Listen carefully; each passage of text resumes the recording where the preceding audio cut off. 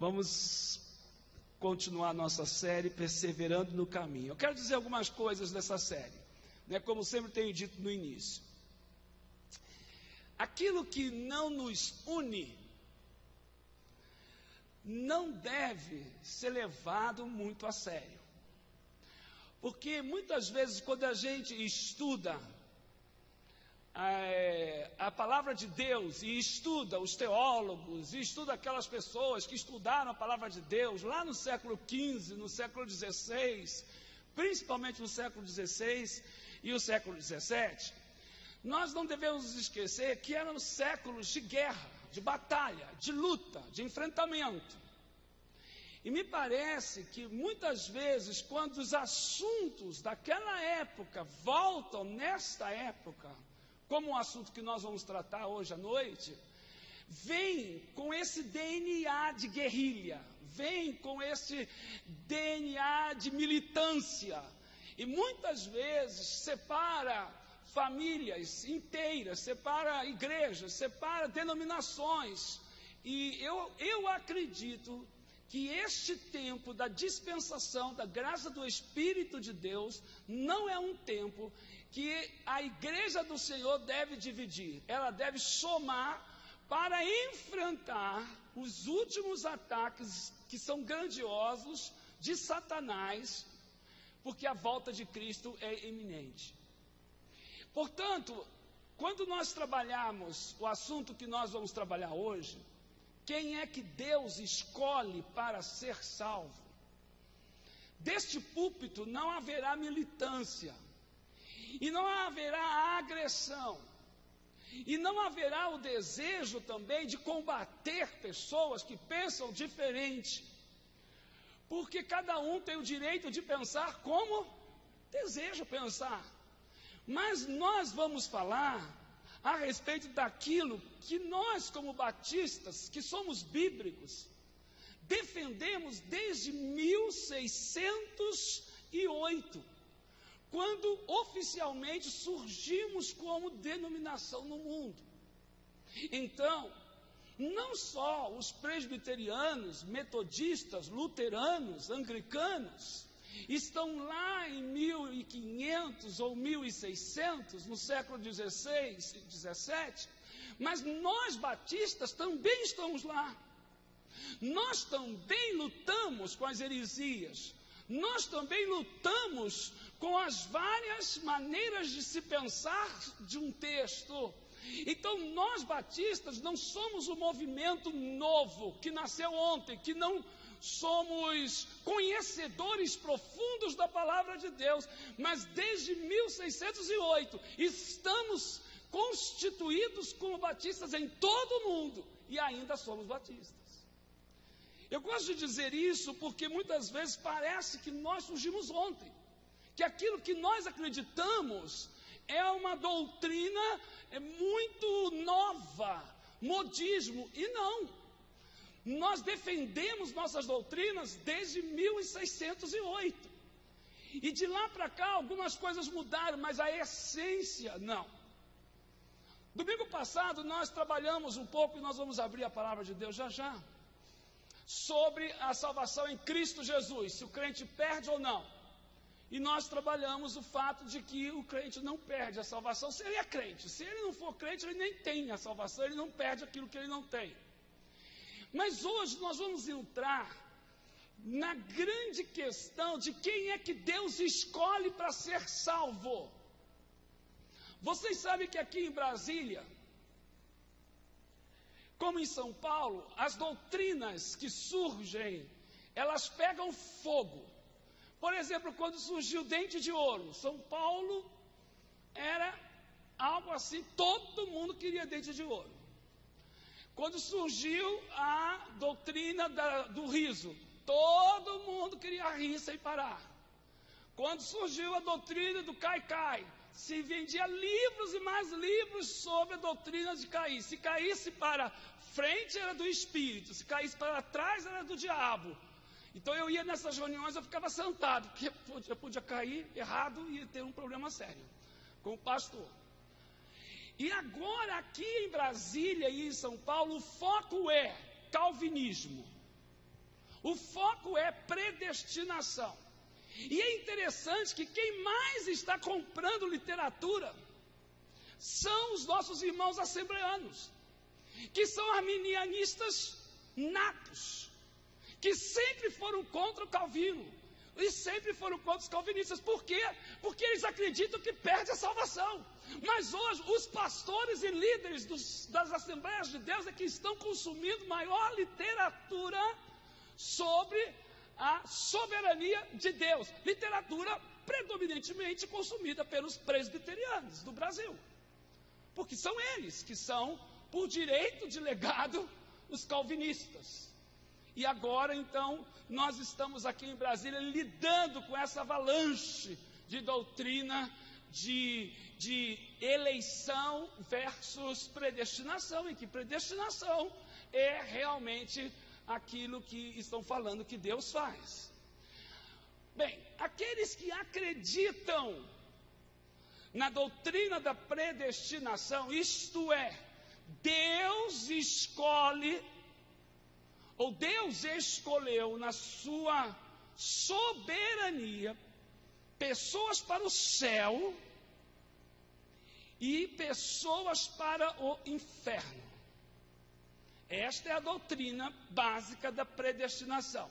Na soberania de Deus, todo ser humano está numa depravação total e está distante de Deus. Todo ser humano deve ir para o inferno pela ira implacável do Senhor.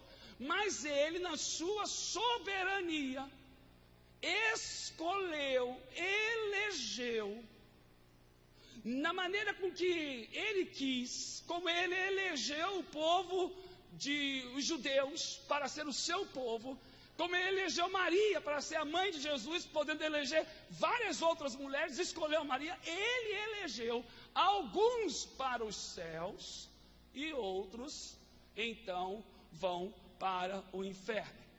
Então, essa doutrina da predestinação, nós chamamos doutrina calvinista, porque João Calvino não foi o primeiro a trabalhar este assunto. Ele bebeu com Santo Agostinho, ele bebeu com outros teólogos e pais da igreja, mas ele foi o que escreveu as Institutas, ele foi que escreveu toda a sua teologia sistemática sobre a soberania de Deus. Então, esse homem, João Calvino, nasceu em 1509 e morreu em 1564. Então, ele viveu 55 anos.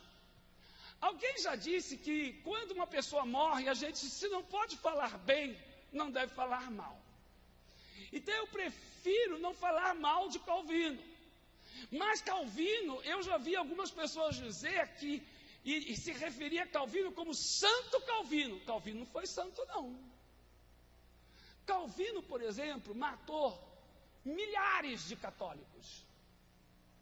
Calvino, por exemplo, matou Miguel Cervantes, médico, porque segundo Calvino, ele era herético. E sabe como foi a morte?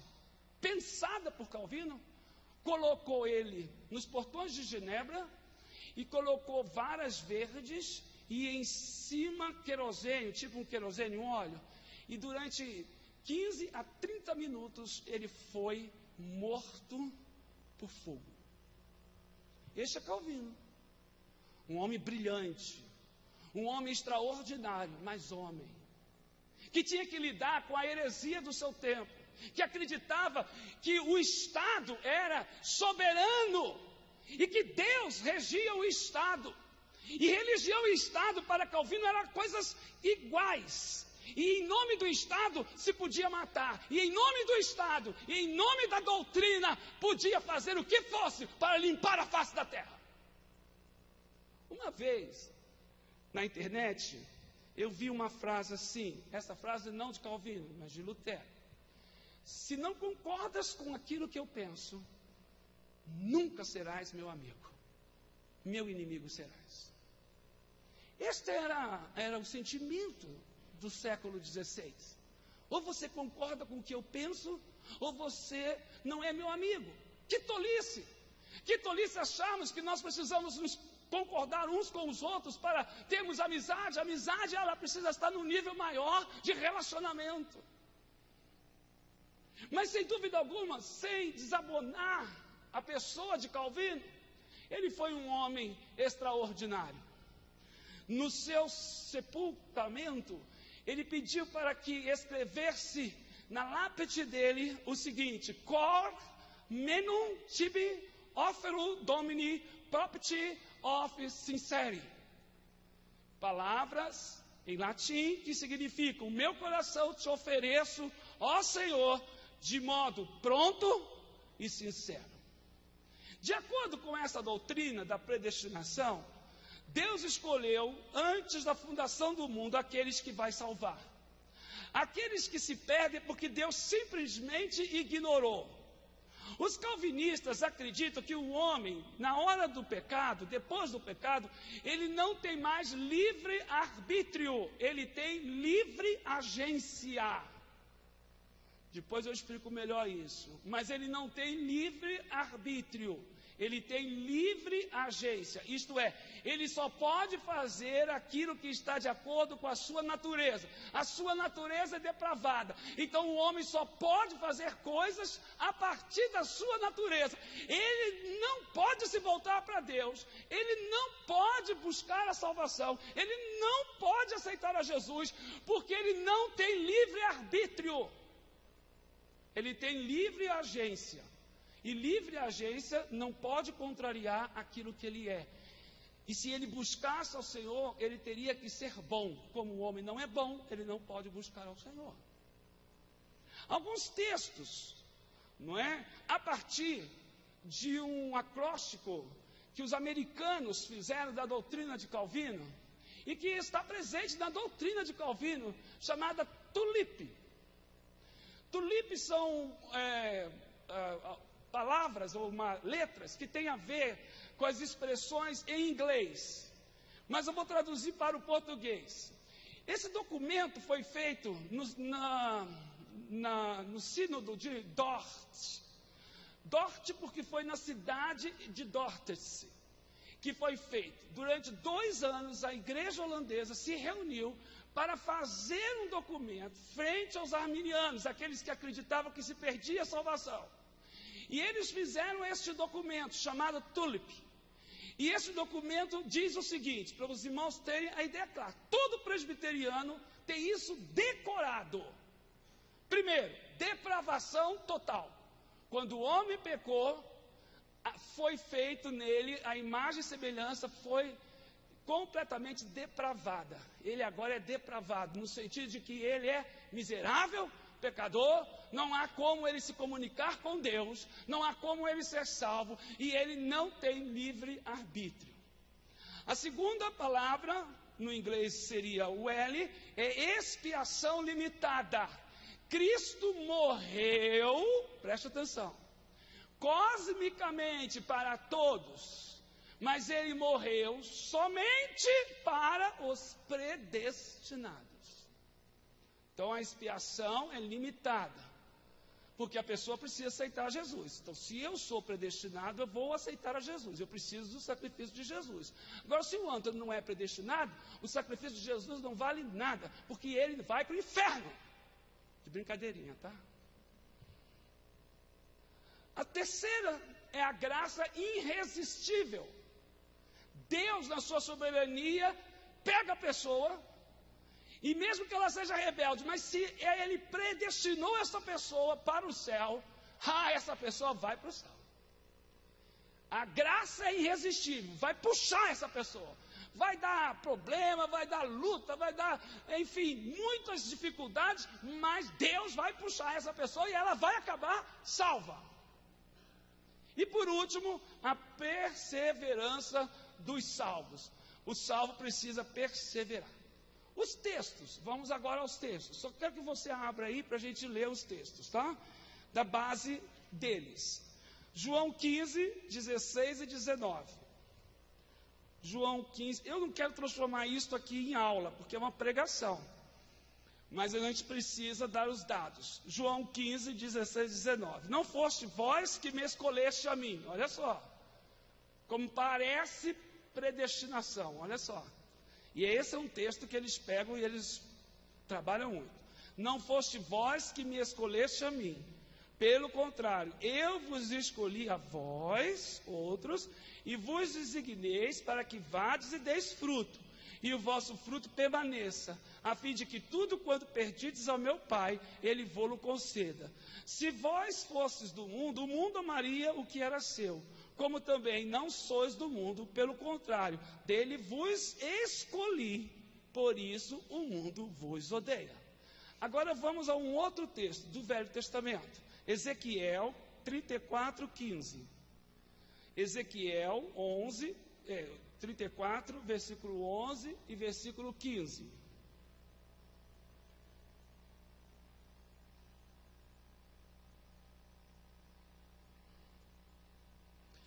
Ezequiel 34, 11 e 15. Porque assim diz o Senhor Deus: eis que eu mesmo procurarei as minhas ovelhas e as buscarei.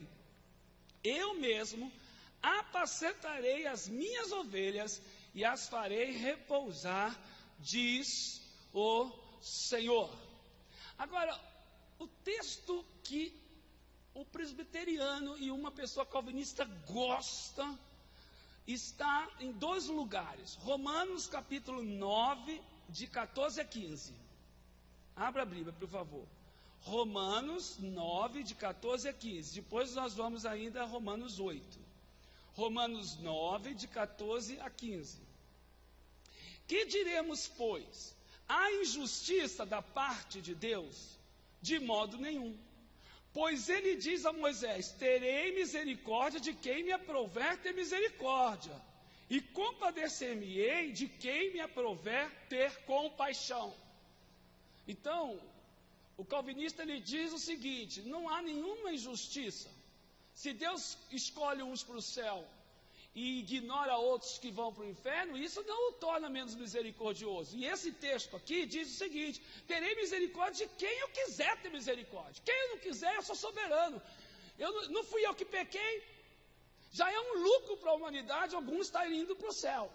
Então, eu não tenho problema com isso. Eu tenho misericórdia de quem eu quero ter misericórdia. Romanos 8, 29 e 30. 29 e 30. Existem muitos textos, não é? Nós estamos falando alguns aqui.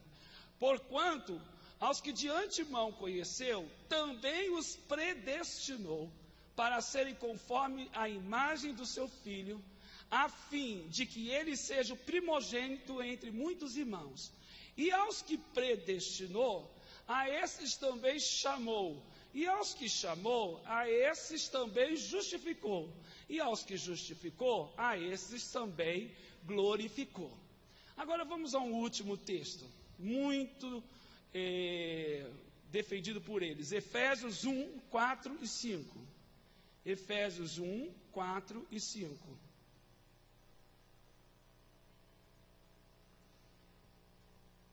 Assim como nos escolheu nele, antes da fundação do mundo, para sermos santos e irrepreensíveis perante ele, em amor nos predestinou para ele, para a adoção de filhos, por meio de Jesus Cristo, segundo o beneplácito de sua vontade.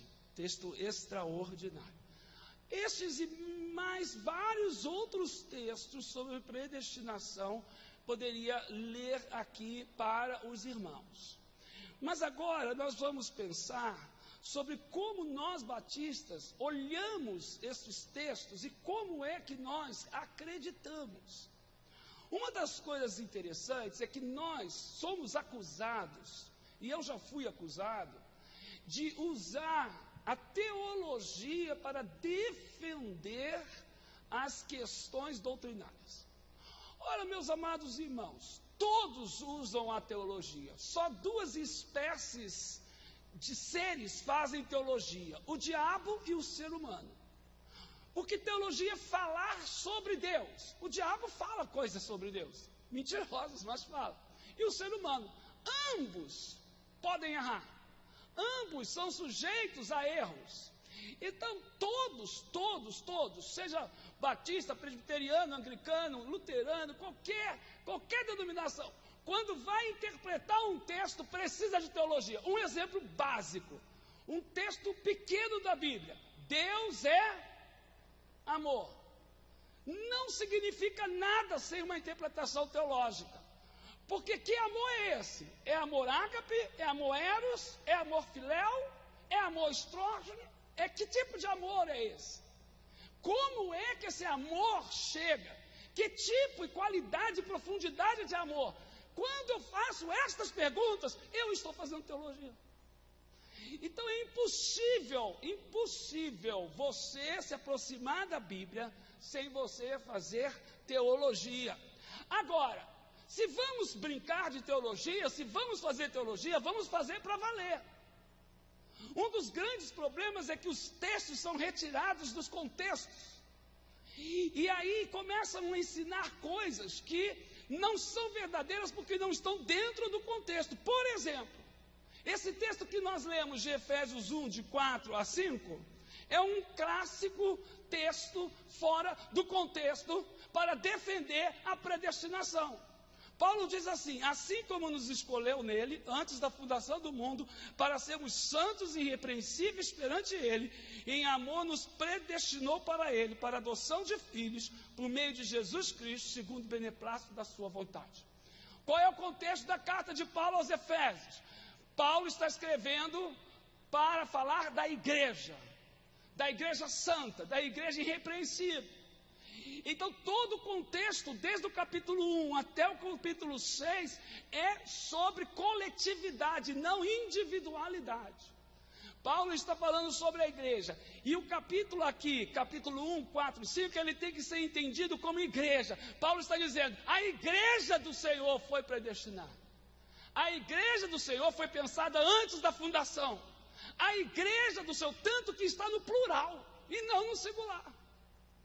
Então esse texto aqui não serve para defender a teologia da predestinação. Outra coisa que nós lemos aqui é João 15, 6, quando diz que foi o Senhor que escolheu. Esse texto de João 15, ele está falando dentro de um contexto dos discípulos e do comissionamento dos discípulos. Ele não está falando sobre salvação, ele está falando sobre chamada. Deus predestinou aqueles discípulos e predestinou pastores e obreiros para a obra dele. Não está falando sobre salvação. O contexto é sobre chamada do mestre aos seus 12 discípulos e a todos nós que estão. Por isso ele faz: vades e deis fruto. Outro texto muito mal entendido está em Romanos 9, de 11 a 18, e eu quero ler principalmente de 9, 11, alguns versículos. Porque não tendo eles ainda nascido, nem tendo feito bem ou mal, para que o propósito de Deus segundo a eleição ficasse firme, não por causa das obras, mas por aquele que chama, foi-lhe dito a ela: o maior servirá ao menor, como está escrito: amei a Jacó e aborreci a Esaú. Que diremos, pois? Que há injustiça da parte de Deus? De maneira nenhuma.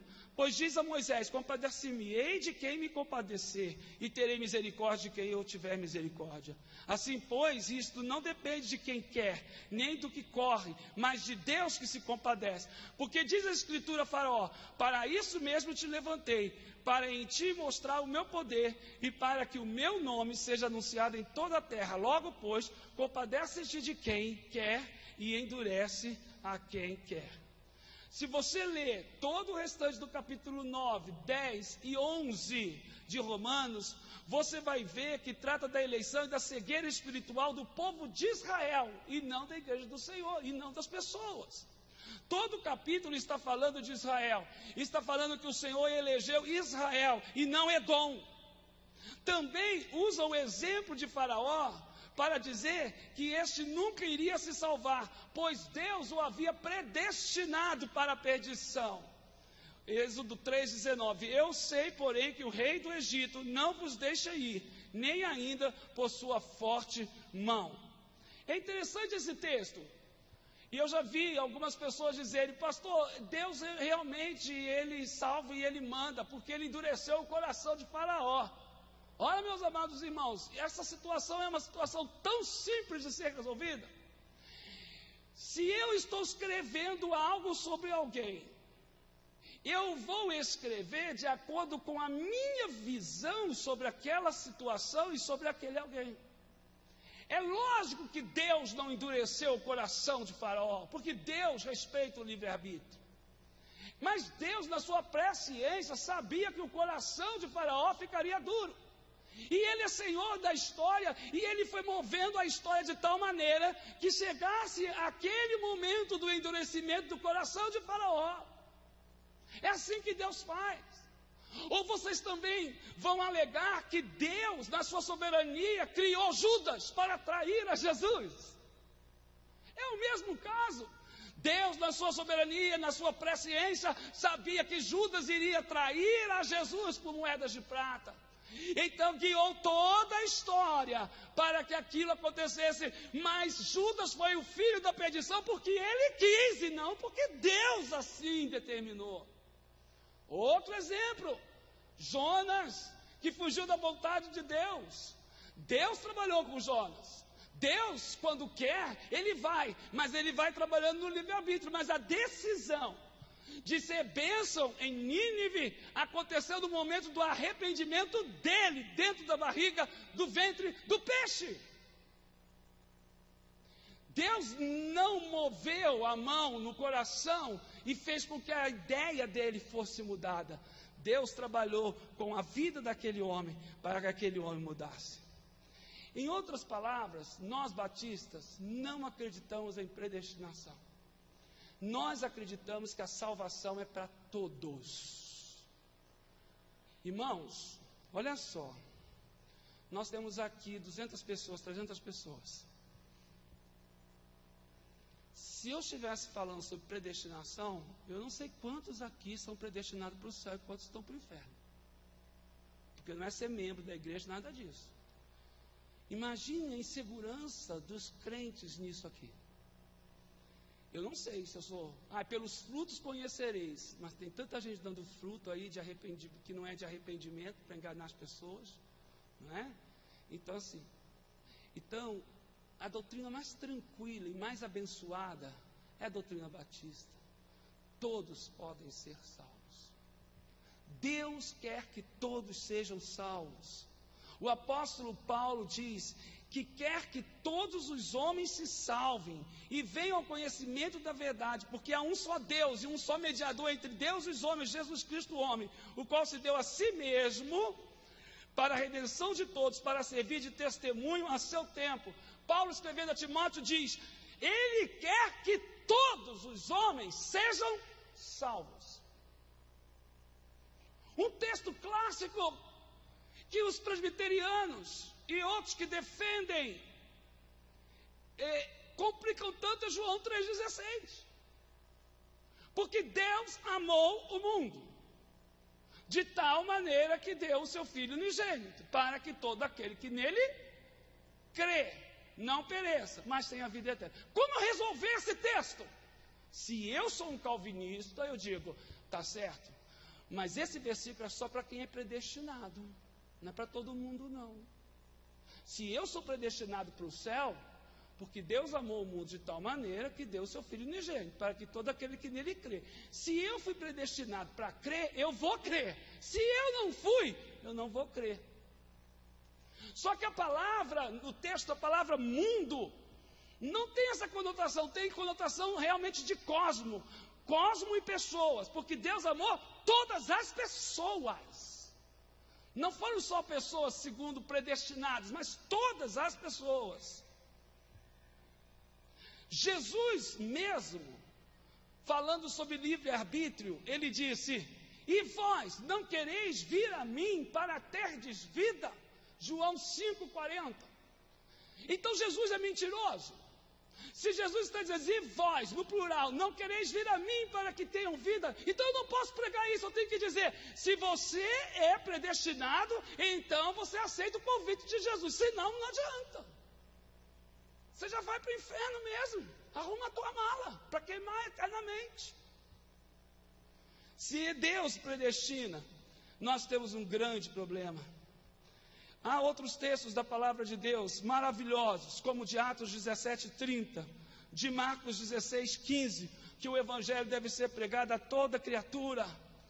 O apóstolo Pedro diz em 2 Pedro 3:9, o Senhor retarda a sua promessa, ainda que alguns a tempo tardia, mas é longânimo para convosco, não querendo que alguns se percam, senão que todos venham a se arrepender. Deus quer que todos se arrependam. Deus quer que todos se arrependam. Deus é amor. Mateus 23:37, Jesus declarou que quis juntar Jerusalém como uma galinha junto aos seus pintainhos, mas eles não quiseram. Isto é, Jesus está declarando que eles têm livre-arbítrio. Eles não quiseram. Então a questão de salvação não é uma questão de predestinação, é uma questão de escolha. A soberania continua de Deus, é Deus que salva em Cristo Jesus. O homem não é capaz de salvar-se, mas a salvação é para todos. Aquele que deixa o dom de Deus entrar no seu coração, aquele que recebe a Jesus, é salvo. Não somos testemunhas de Jeová, 144 mil, mas também não somos calvinistas, que tem um número limitado para entrar no céu. Todos podem entrar no céu. Só há um motivo para não entrar no céu: dizer não para Jesus. Agora tem um texto aqui extraordinário em Ezequiel 33:11. Disse-lhes: vivo eu, diz o Senhor Jeová, que não tenho prazer na morte do ímpio, mas em que o ímpio se converta do seu caminho e viva. O prazer de Deus é que o ímpio se converta do seu caminho e viva. E eu quero terminar dizendo: o Deus da Bíblia é diferente.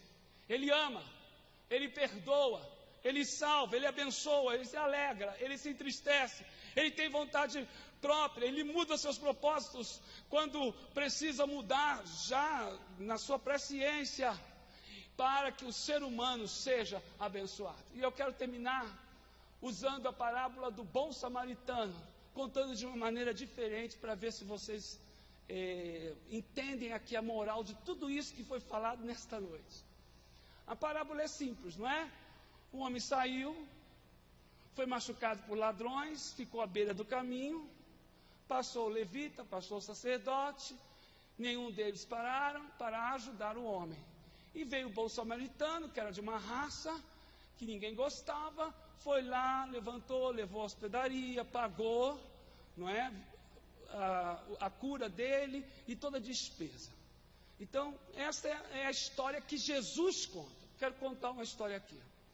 Um arminiano encontrou um homem à beira do caminho. O arminiano é aquele que acredita que o crente perde a salvação. E ele acredita também que o homem tem muito livre-arbítrio, que Deus não faz nada com esse homem. Esse homem pode fazer o que ele quiser. Ele olhou bem aquele homem à beira do caminho e disse o seguinte assim: eu não vou ajudar não, ele podia ter outro caminho, ele veio por esse caminho porque ele quis. Ele está assim quebrado porque ele não tomou cuidado.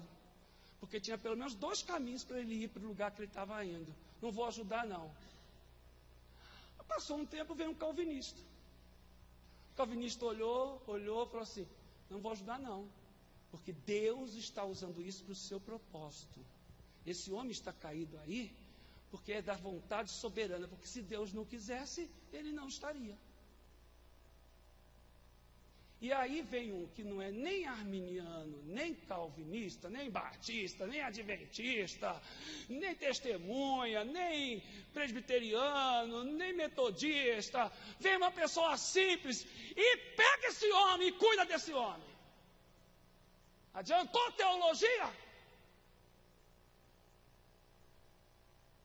Eu quero ver se no filtrar de todas as nossas teologias, nós estamos tirando mais gente do caminho, ou estamos ficando só na teoria e vendo gente morrer, e a nossa teologia fazendo com que milhões e milhões de pessoas, como a teologia da igreja de Hitler, que viu Hitler fazer o que fez E porque Deus era soberano, e que se Deus quisesse, mudava a história de Hitler, e a igreja viu Hitler matar milhares e milhares de pessoas, e usando a soberania de Deus para endossar tamanha atrocidade no mundo.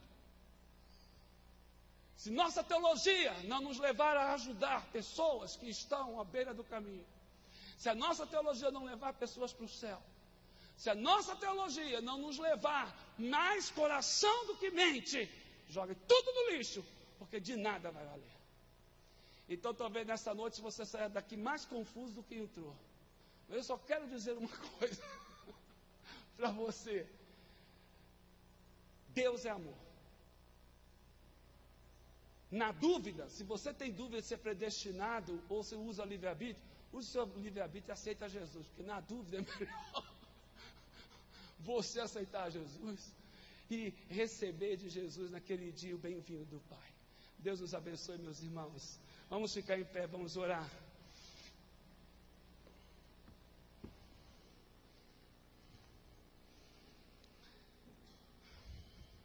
O piano vai estar sendo tocado. Eu queria assim que Deus tirasse toda a confusão da sua mente. A gente faz seminário, se forma, a gente ouve muita coisa. Feche seus olhos, ouça o que eu estou falando aqui com os olhos fechados.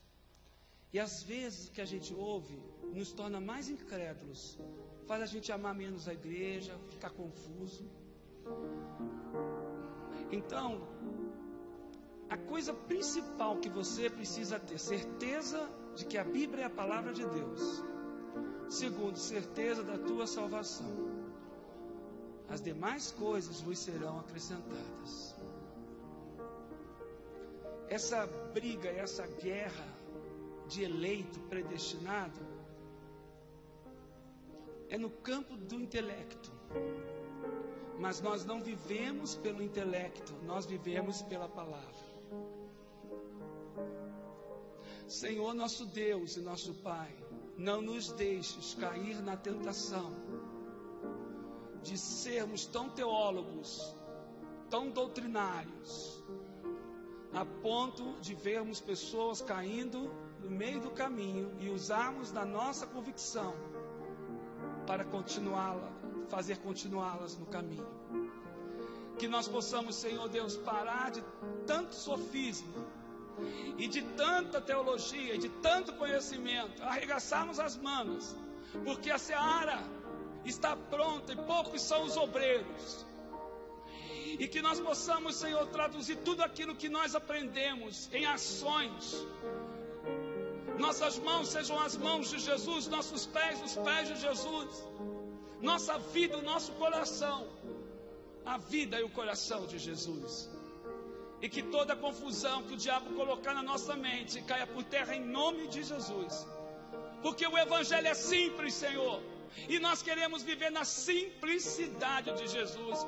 E para a gente, Senhor, entendemos que o Senhor usou ao longo dos anos muitos homens para estudar a Bíblia. Mas nós entendemos que para nós basta Jesus Cristo. Ele é o início e o fim de todas as coisas. Nós oramos em nome de Jesus. Amém.